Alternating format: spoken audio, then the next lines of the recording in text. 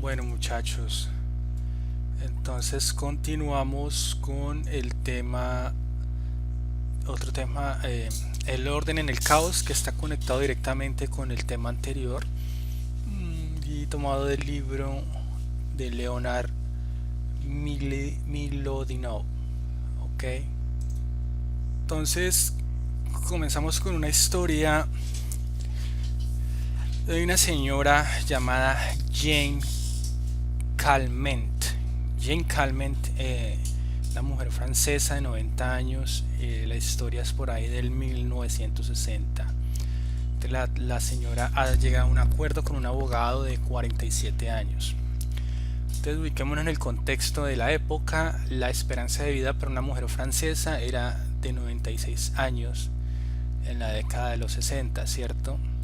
Y la señora Jane Calment tenía 90 años. La esperanza de vida, pues, se llama, el indicador se llama esperanza de vida al nacer, y es que en el momento que uno nace, más o menos la estadística dan que uno más o menos en promedio va a durar tanto tiempo, ¿sí? Va a durar tanto. Y, y esa era la esperanza de vida promedio para la época. Entonces, ¿qué pasa? El abogado le compra el apartamento por una paga mensual muy baja. El abogado, pues como todo abogado, no, pues tenía muy claro lo que tenía en mente, y era que él sí tenía claro la esperanza de vida de las mujeres, y le compra el apartamento por una paga mensual muy baja, que los pagos, entonces dice él que él le dejaría de pagar hasta cuando ella falleciera, ¿sí? Momento en el que podría ir y tomar en posesión el apartamento. Pero ¿qué ocurrió con la historia? 10 años más tarde, la señora Jane Calment celebró sus 100 años. Inclusive alcanzó los 110 años en el piso, pues en el apartamento que en teoría era del abogado. En ese momento el abogado, o sea, cuando ella cumple 110, el abogado tenía 67 años. Pero pasó otra década antes de que la larga espera llegara a su fin, y aún así el final no fue el esperado. Entonces, ¿qué ocurrió? Entonces en 1995 el abogado murió, y la señora Jane Calment siguió viviendo hasta el 4 de agosto de 1997 en el cómodo apartamento del abogado, ¿cierto? Para esa fecha, la señora Calment, pues cumplía 122 años cuando murió, y la edad de ella sobrepasaba la del abogado en 45 años. Esta señora es famosa porque pues rompe un Guinness Records de la mujer más longeva, ¿sí?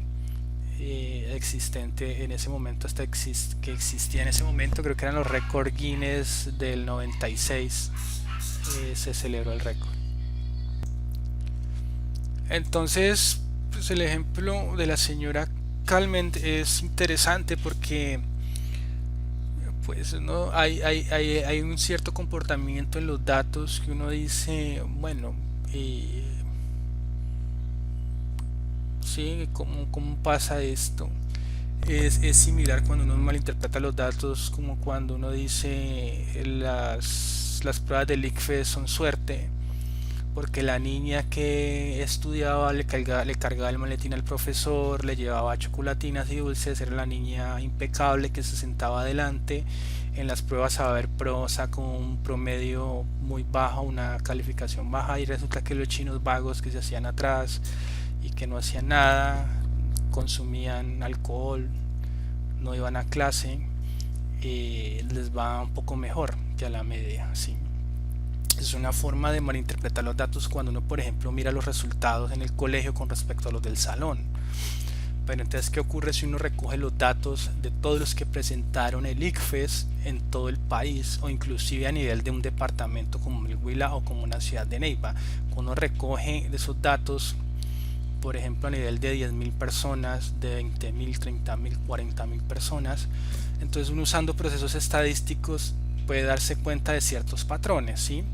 En este caso, la señora Kalman, pues ocurrió un comportamiento medio extraño en el caso de ella, pero entonces hace referencia al término de analizar una estadística, ¿sí?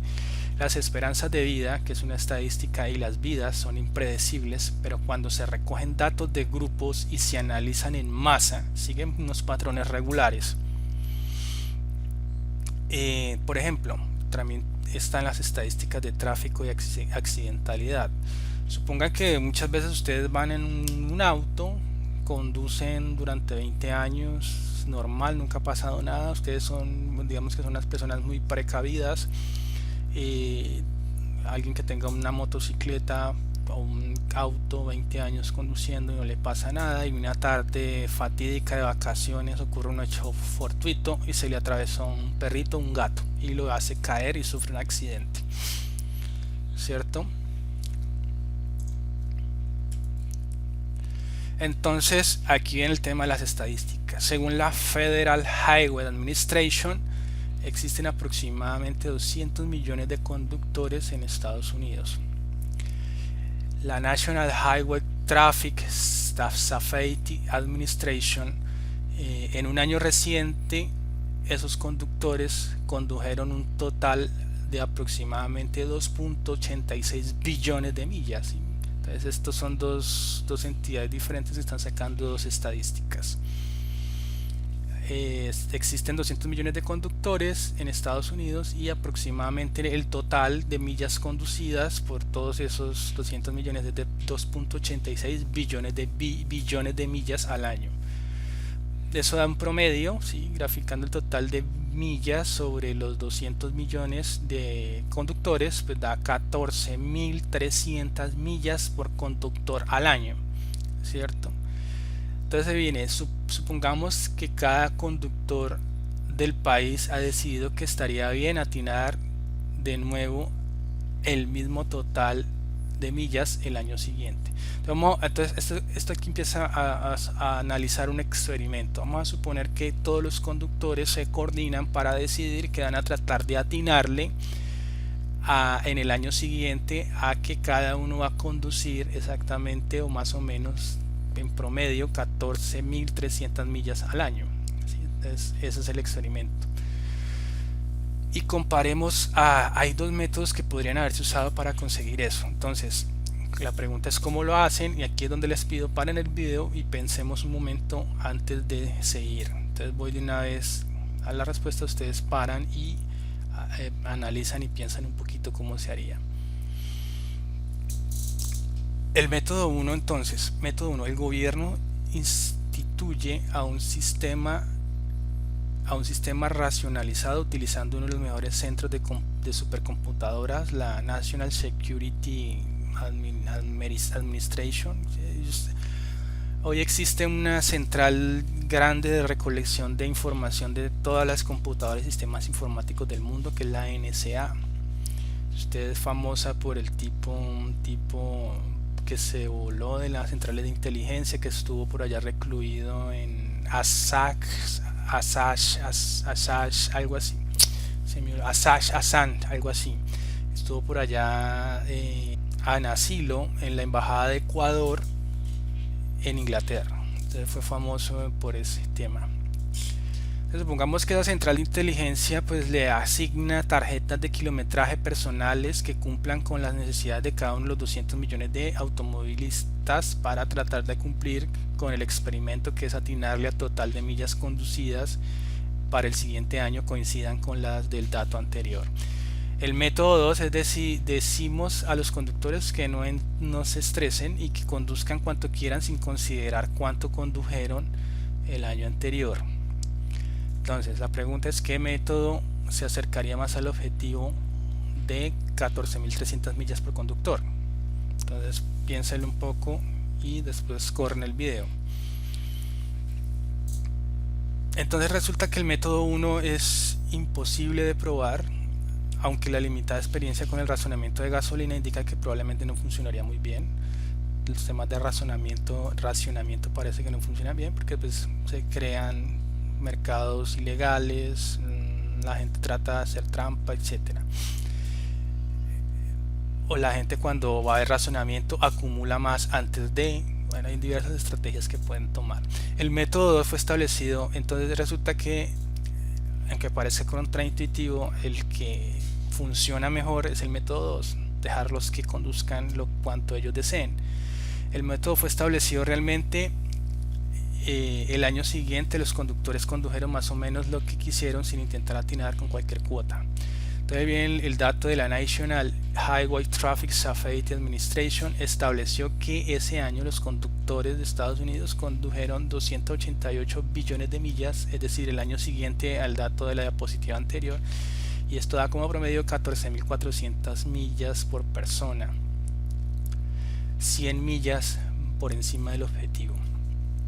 Entonces, y esas estadísticas así que uno ve de un tiempo, un intervalo de tiempo al siguiente, pues uno observa que también se observan las estadísticas de accidentalidad de tráfico, ¿sí? De tránsito y transporte. Esos 200 millones de conductores también sufrieron con una diferencia de menos de 200 el mismo número de fatalidades en ambos años, ¿sí? Muertes en accidentes de tránsito, entonces fueron 42.815 en el año anterior con respecto a 42.643, aproximadamente cifras en el agregado, cifras grandes muy similares. Entonces es un primer elemento, una primera conclusión es que asociamos aleatoriedad con desorden, ¿sí? Sin embargo, aunque las vidas de 200 millones de conductores varían imprevisiblemente, en conjunto su comportamiento podría difícilmente haberse demostrado ser más ordenado. Entonces, hay aquí el tema con los datos y la información. Se pueden encontrar regularidades análogas si examinamos cuánta gente vota, compra valores, se casa, se dice que se ha perdido, envía cartas a la dirección incorrecta o está atascada en el tráfico. Si uno mira todos esos datos que uno puede sacar, uno va a observar ciertos patrones y irregularidades. Inclusive, si medimos la longitud de las piernas, el tamaño de los pies, la anchura de sus nalgas o la de las caderas o la amplitud de su barriga cervecera, ¿sí? O del ancho del busto o del pecho, se van a encontrar ciertas regularidades cuando se analizan datos en grandes cantidades o datos en masa. ¿Qué ocurre? Que pues con las herramientas matemáticas modernas desarrolladas entre el siglo XVII, XVIII, pues todo el instrumento que tenemos ahora con las computadoras más, pues esto se sabe que es la importancia de manejar datos. Pero pues no siempre fue así. O sea, no siempre acostumbramos a mirar los datos de esa manera. Entonces, antes no era así. O sea, a medida que los científicos del siglo XIX escarbaban en los recientes datos sociales disponibles, donde quiera que mirasen, el caos de la vida parecía que producía patrones cuantificables y predecibles. Pero no eran solamente las regularidades lo que lo asombró, fue la naturaleza de la variación. Los datos sociales descubrieron a menudo siguen lo que se denomina una distribución normal. Entonces vamos más atrás, cuando se dieron cuenta en el siglo XIX, vamos más atrás. Los estadísticos han estado analizando los datos de la vida al menos desde el siglo XI. Entonces en el siglo XI había un tipo que se llamaba Guillermo el Conquistador. Encargó lo que fue el primer censo nacional.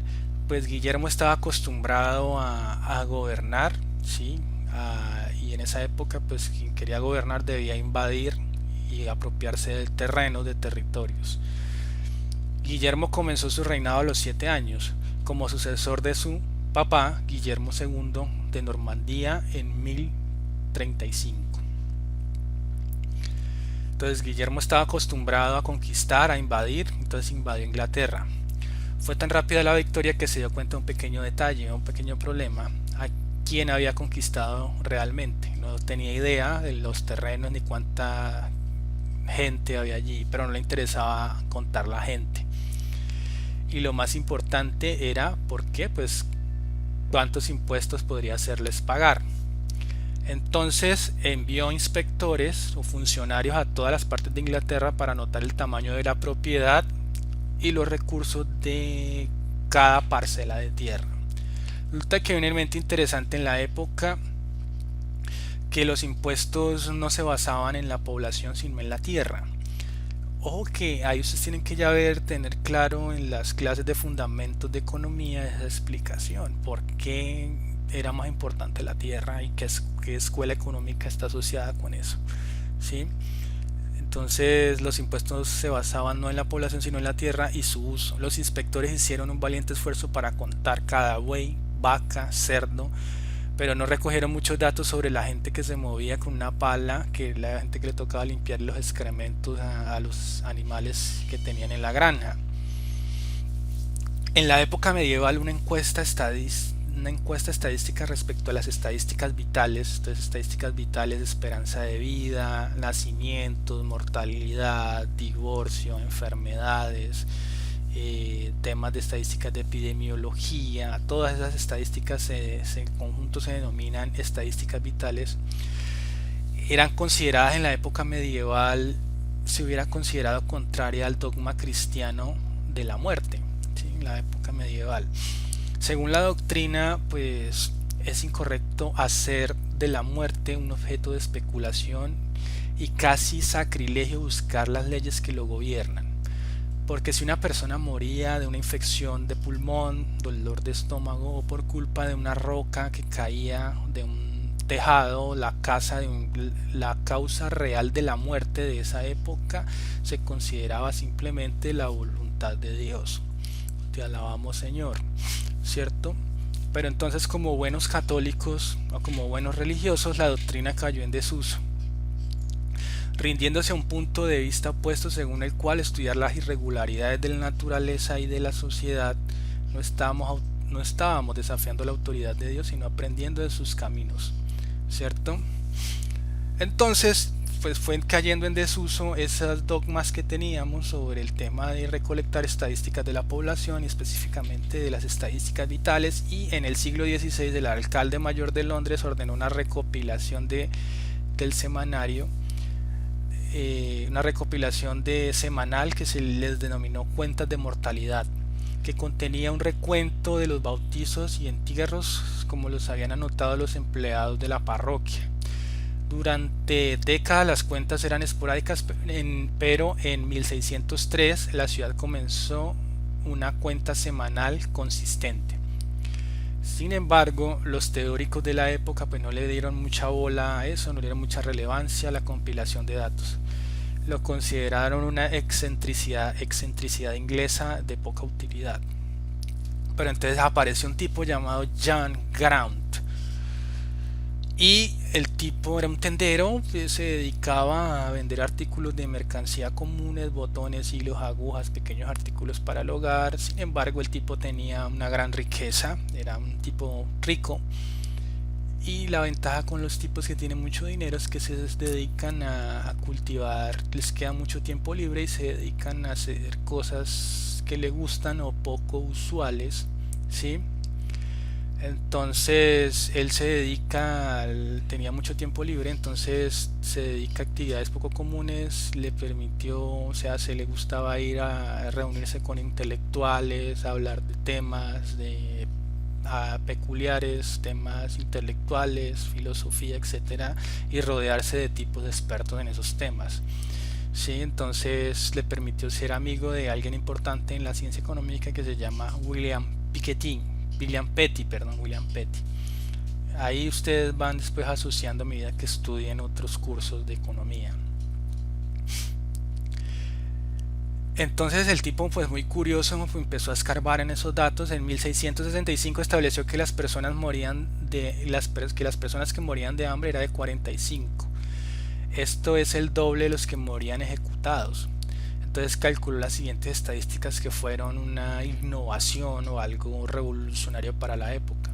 4.808 morían de tisis, 1.929 de fiebres con manchas y morados, 2.614 de dientes y gusanos, 68.596 de peste, aunque este está hablando en el contexto de la peste bubónica o peste negra, ¿sí? Entonces, con los datos le permitió cuestionarse muchas cosas. ¿Por qué cuando Londres estaba rebosante de mendigos morían tan pocos de hambre? La pregunta que le surgió. Propuso entonces, y ahí viene la ventaja de uno analiza datos, o tiene unas hipótesis, contrasta con datos y a partir de ahí empieza a hacer las recomendaciones. Entonces empieza a hacer recomendaciones, lo que se conoce como recomendaciones, lo que hacen los economistas, recomendaciones de política. Propuso que el Estado proporcionara comida gratis, de modo que no le costaría a la sociedad. Entonces él pensaba que habían muchos mendigos, lo que él percibía era habían muchos mendigos, pero pocos morían de hambre. Entonces lo que pensó él era que la sociedad de la época estaba asumiendo la carga de alimentarlos y él dijo no, el Estado debería proporcionarles comida gratis, de ese modo liberaría las calles de Londres del siglo XVII de la mendicidad. Ahora bien, Ground concluyó que las fluctuaciones de los datos eran demasiado grandes para ser aleatorias, como se esperaría si la teoría de la transmisión de persona a persona fuera correcta. Lo que pensaba de la peste negra, que se transmitía de persona a persona, pero él lo dudó por la variabilidad, dudó que fuera transmisión de persona a persona. Efectivamente fue así, ¿no? Lo transmitían eran las ratas. Por otro lado, ya que el tiempo cambiaba erráticamente semana a semana, consideró que los datos fluctuantes eran consistentes con la teoría del aire vaciado. Bueno, ahí también pues tampoco le atinó a lo que descubrirían después la medicina moderna. Los grandes aportes de Ground recaen no solo en sus conclusiones, sino que en su comprensión de que la estadística puede proporcionar una nueva percepción del sistema a partir del cual son obtenidos.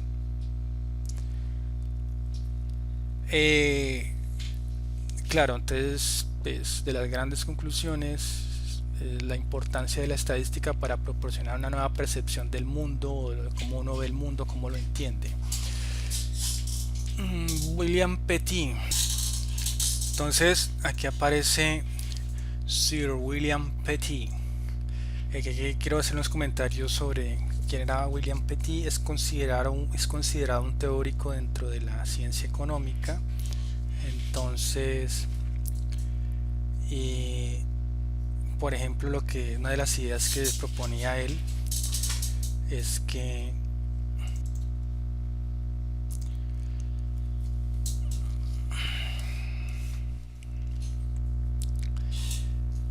por ejemplo, los análisis procedían desde el punto de vista del soberano. La metodología del análisis que él proponía es que el análisis procedía desde el punto de vista como si él fuera el soberano, es como si él fuera el rey, como si él fuera el ministro, y trataba a los miembros de la sociedad como objetos para ser manipulados a su voluntad. Respecto de la peste, propuso una idea muy interesante. Él consideraba que el dinero que se estaba gastando en atender los enfermos ya de la peste negra, pues ese dinero debería gastarse era en la prevención, ¿sí? Porque en salvar vidas conservaba parte de los considerables gastos que la sociedad invertía en mantener a los hombres y mujeres hasta la madurez, y por tanto tenía un rendimiento más alto que la más lucrativa de las inversiones alternativas. Claro, si usted invertía en prevención, y es uno de los principios ahora de los sistemas de salud modernos, si usted invierte en prevención, está pues manteniendo en buen estado su población económicamente activa. Usted como gobernante que cobra impuestos necesita tener, o que quiere que su país siga produciendo, usted necesita que su población económicamente activa esté bien para que trabaje y pague impuestos, y también para que realice el tema de la producción. Entonces por eso hablaba que era mejor que esos dineros que se le estaban otorgando a sanar los enfermos, era mejor dedicarlos a la prevención, y es un principio muy adelantado a su época. Por ejemplo, hacía este tipo de análisis. Petit concluyó que el valor económico de una vida inglesa era mayor que el de una vida irlandesa. Recuerden que ellos están pegaditos ahí en la isla, por lo tanto la riqueza del reino podría aumentar si todos los irlandeses, excepto unos pocos ganaderos, se trasladaban por fuerza a Inglaterra. ¿Sí? Ese tipo de análisis que hacía. Pero entonces volvemos a Ground. Entonces Ground, gracias a las cuentas de mortalidad, sabía el número de nacimientos, una variable importante. También tenía una idea aproximada del índice de fertilidad de las mujeres, cuántos hijos tenía en promedio más o menos una mujer, para deducir de eso cuántas mujeres están en edad fértil. Eso le permitió suponer el número total de familias y, utilizando sus propias observaciones del tamaño medio de la familia londinense, de ese modo estimó la población de Londres. Hizo una primera estimación de población y eran que él calculó en 348.000 era la población. Resulta que la gente en esa época tenía la percepción o la idea de que la gente que eran 2 millones, y no eran 2 millones, eran 348.000. Además intentó explicar a qué se debía eso. Mostró que gran parte del crecimiento de la ciudad se debía a la inmigración de las áreas periféricas, no al lento método de la procreación, y que, a pesar de los horrores de la peste, el descenso de la población de incluso la peor epidemia siempre se recuperaba antes de los 2 años.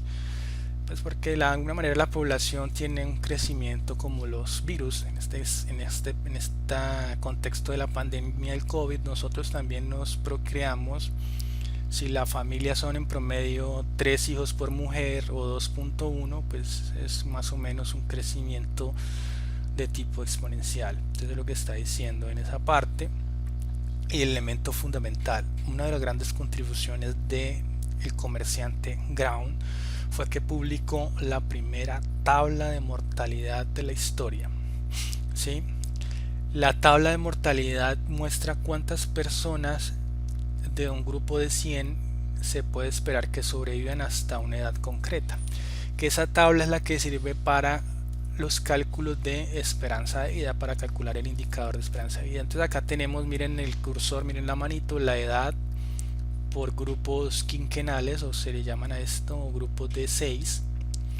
Y aquí tenemos la primer cálculo que hizo Ground en Londres de 1662.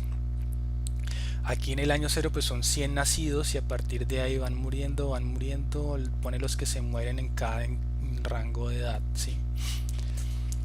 Resulta que, digamos, no los que mueren, sino los que quedan vivos, ¿sí? Estos 100 nacidos vivos llegan a los 6 años 74, llegan a los 16 40, llegan a los 26 25 personas, y así sucesivamente. ¿Qué es lo interesante de esta metodología que él planteó en 1600? Aquí tenemos los datos de Afganistán, Mozambique, China, Brasil, Reino Unido, Alemania, Estados Unidos, Francia y Japón. Esta es la tabla de mortalidad de los países modernos. ¿Qué significa eso? Pues que la metodología de la famosa tabla de mortalidad es un tipo de tabla utilizada hasta el día de hoy, del 1600, desde compañías de seguros de vida hasta la Organización Mundial de la Salud y todos los ministerios o ministerios de salud de todos los países del mundo hoy utilizan la metodología de Ground de 1600 porque ajusta muy bien. O sea, un tipo, imagínense en esa época, sin calculadoras, sin computadores, sin la tecnología que hay hoy para idearse esto, y es uno de los ejemplos que muestra la gran capacidad que tiene la mente humana para crear cosas, para resolver problemas y tener ideas que cambian el mundo. Esta metodología perdura hasta hoy. Obviamente hay algunas variaciones para hacerla más precisa, pero aún así, si utilizara el método de Ground así en bruto o como tal como lo hizo, los datos ajustan, ¿sí?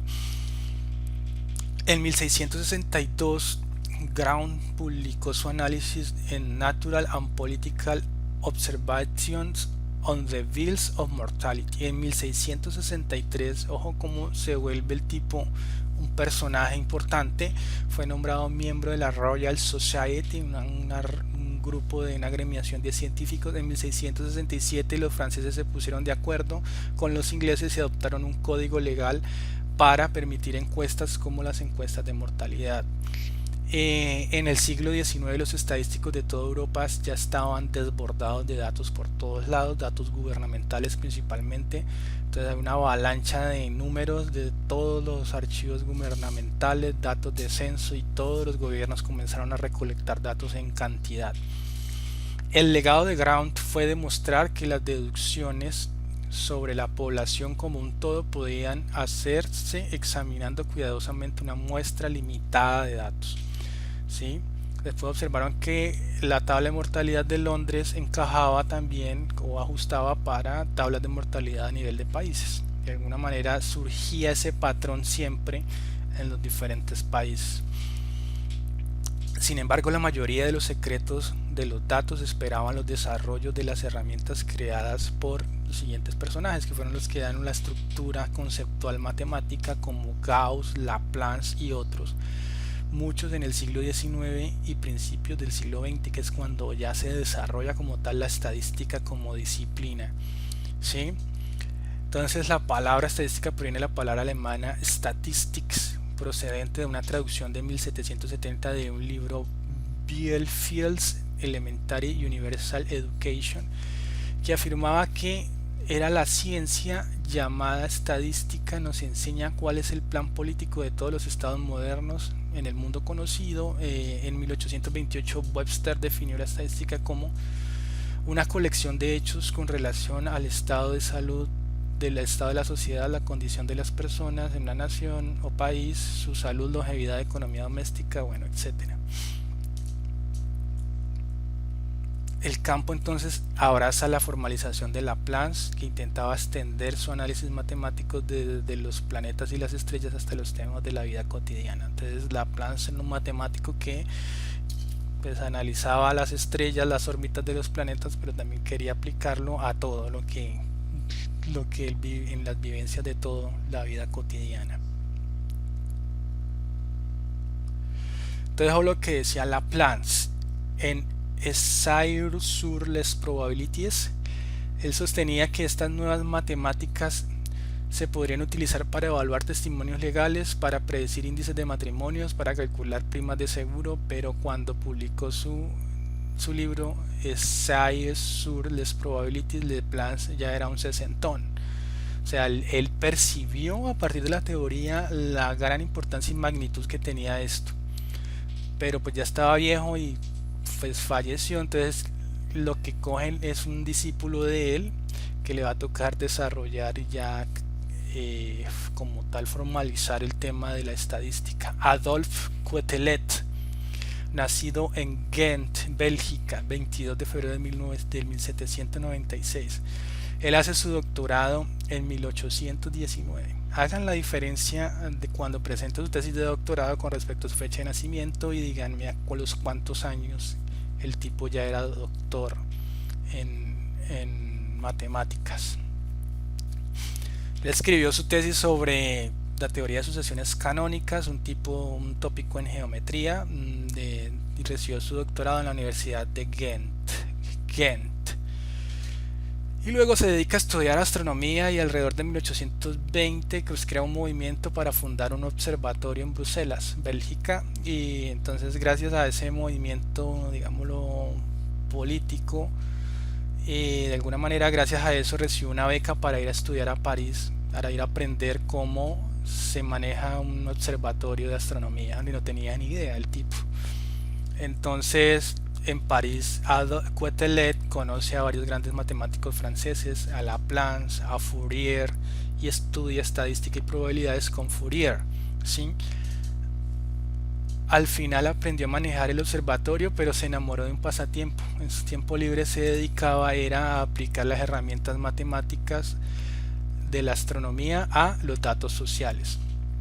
Entonces cuando Quetelet viajó a Bruselas ya a encargarse de su observatorio astronómico, empezó a recolectar datos de todo tipo y analizar datos demográficos, centrándose enseguida en los registros de actividad criminal que el gobierno francés empezó a publicar desde 1827. En un libro publicado en 1835, ahí ustedes miran el título del libro porque está como en francés, imprimió una tabla de asesinatos anuales denunciando denunciados en Francia en el 1826 a 1831. También analizó la mortalidad según la edad, la geografía y estaciones según la profesión en hospitales y prisiones. Y el tipo estaba tratando de aplicar lo que aprendió de Laplace, de Fourier, de estadísticas y probabilidades, aplicándolo a todo. Lo aplicó a estadísticas de la embriaguez, la locura y el crimen. Descubrió regularidades estadísticas que describían el suicidio por ahorcamiento en París. Él estudió el número de bodas entre mujeres de 70 y pico de años con hombres de 30 y pico, buscando regularidades por los datos en todo lado. Quetelet fue más allá y entonces a donde quiera que miraba Quetelet encontraba algo interesante, que era la distribución normal en las proporciones de crimen, matrimonio y suicidios, en las alturas de los indios norteamericanos y en los pechos de los soldados escoceses. En las alturas de 100.000 jóvenes franceses llamados para servicio militar también encontró significado en la distribución normal. En esos datos, cuando se trazaba el número de reclutas en función de la altura, encontró que la campana estaba truncada. Encontró que aproximadamente 2.200 hombres por debajo de los 5.2 pies de altura, inusualmente bajos, tendrán 2.220 con respecto a los 100.000. Piensen por qué se dio ese dato y por qué parece irregular. Paren el video y piénsenlo después. Si quieren en la sesión interactiva lo miramos. Quetelet había tropezado con un descubrimiento útil. Los patrones de la aleatoriedad son tan fiables que en determinados datos sociales su violación puede ser tomada como una prueba de maldad. Eso es lo que había encontrado y eso es lo que había de alguna manera proyectado o visionado Laplace, ¿sí? Ojo que él dejó las bases teóricas formales y luego murió a los 60 años. Y Quetelet encuentra que puede encontrar, ¿sí?, pruebas de fraude o de maldad solo con mirar los datos. Y resulta que eso perdura hasta hoy. Ustedes pueden observar que hay investigaciones también de colombianos. Ustedes pueden, si un grupito de estudiantes en algún lugar se coordinan y tratan de hacer fraude en las pruebas Saber 11 o Saber Pro a partir de modelos estadísticos, el ICFES puede encontrar quiénes o qué tipo de personas hicieron fraude. La ventaja de tener por cada persona un cuadernillo de respuestas, y son aproximadamente 50 respuestas, cada pregunta trae 4 opciones de respuesta. El que usted responda, ¿sí?, el que llene cada uno un cuadernillo es como una huella dactilar de cada persona. Y si encuentran patrones inusualmente raros que no cumplan con la aleatoriedad, es decir, que se comporten de forma normal, entonces si hay truncamiento en la distribución, es prueba y evidencia estadística significativa de fraude. Entonces hay estudios que encuentran fraudes en pruebas estandarizadas como Saber Pro, las ICFES, el Saber 11, ¿sí? Entonces, por ejemplo, hay investigaciones que hablan que un estudio estadístico sugería que los corredores de fondos de inversión estaban antedatando sus cambios para incrementar sus márgenes de ganancia. Justin Wolfers encontró evidencia de fraude en los resultados de aproximadamente 70.000 partidos de ligas de baloncesto universitario. Ahí les dejo esta charla para que pues revisemos un dato y ahora complemento con otra.